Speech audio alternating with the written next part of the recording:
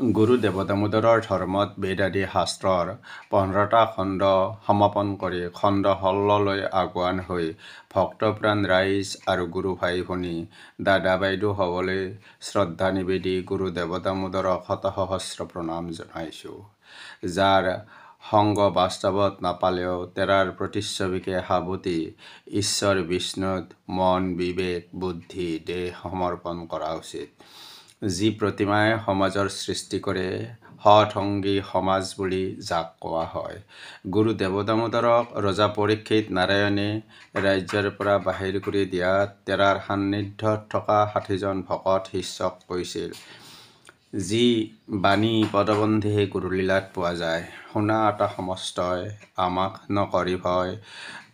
যাৰ ঘূৰে যাবে ইচ্ছা যাহা, কাৰো ভাৰ্যা পিতৃপুত্ৰ সুহিত তোমাৰ মাতৃ, গৃহে গৈয়া তাৰাক পাবাহা, আমাৰ লগত দুখ পায়া আছা বৰিশেষ, ইদানীক বলনিষ্ট কৰি, আমাৰ লগত কেনে স্বদেশ এৰিয়া যাইবা, ইদানীক যাৱা ঘৰে ঘৰি।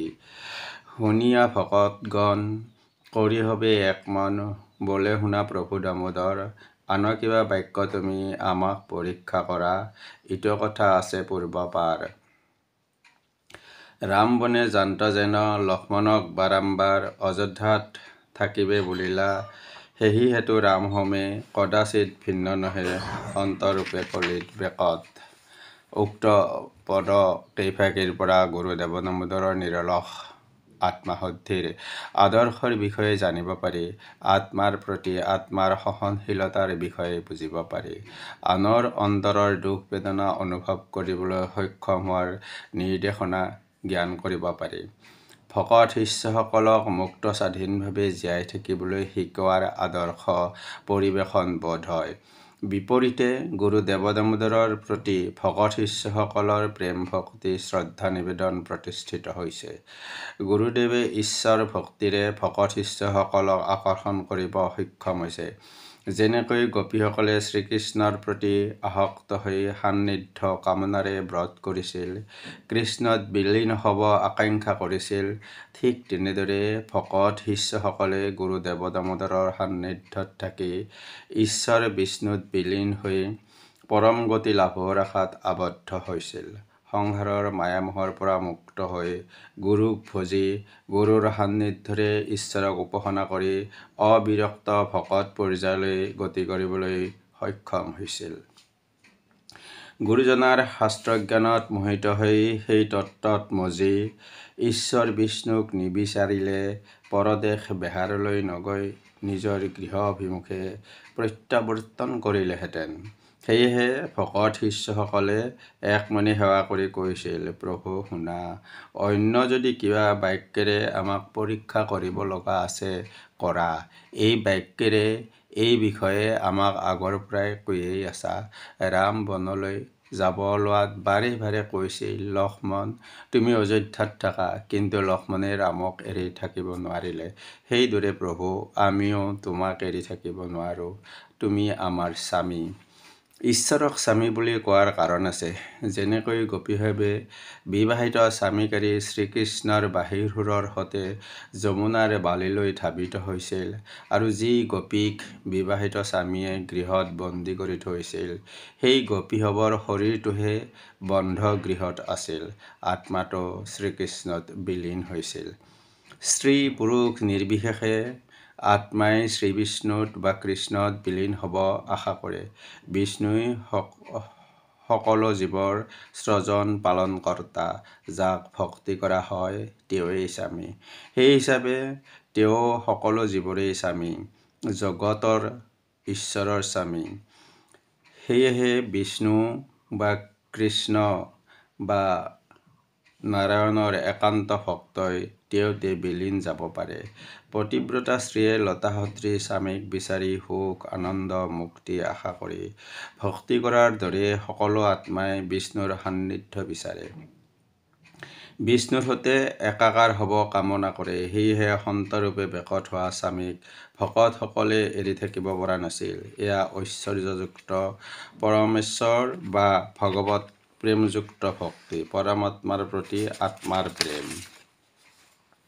কবিৰত্ন গোপাল মিশ্ৰকৃত ঘোষাৰত্নৰ সন্তৰ পদধূলি মহিমাত কৈছে বহু গুণে শুনিছন্ত যৰে বিপ্ৰে তাতে কন্ত সত্যবস্তু দেৱ ভগৱন্ত তপ তাংক নপায় যজ্ঞৰ ফলত ৰয়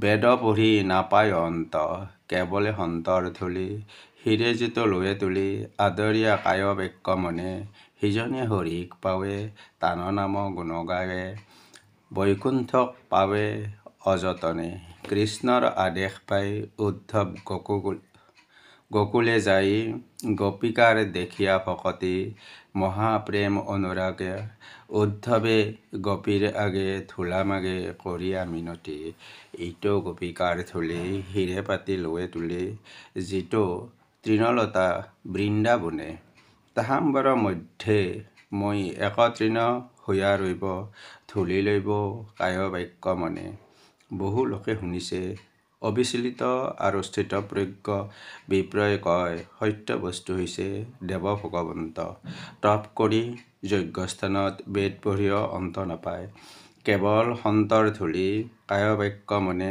আদৰ কৰি শিৰত তুলি হৰিৰ নাম গুণ গাই অবিৰক্ত ভকতলৈ পৰ্যবসতি হলে যত্ন নকৰাকৈ বৈকুণ্ঠ পায় কৃষ্ণৰ আদেশত গোকুললৈ উদ্ধৱ গৈ গোপিকাৰ ভক্তি দেখি বিহ্বল হয় বিহ্বল উদ্ধৱে মিনতি কৰি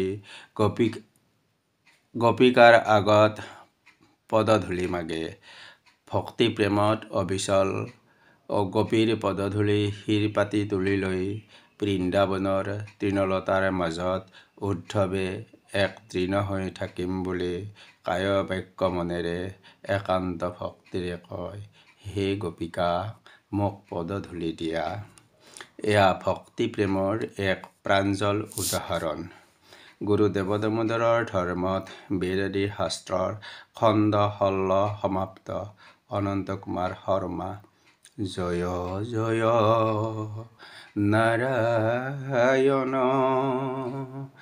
জয় দামোদৰ তুমি ঈশ্বৰ প্ৰভু গুৰু জগতৰ ধন্যবাদ।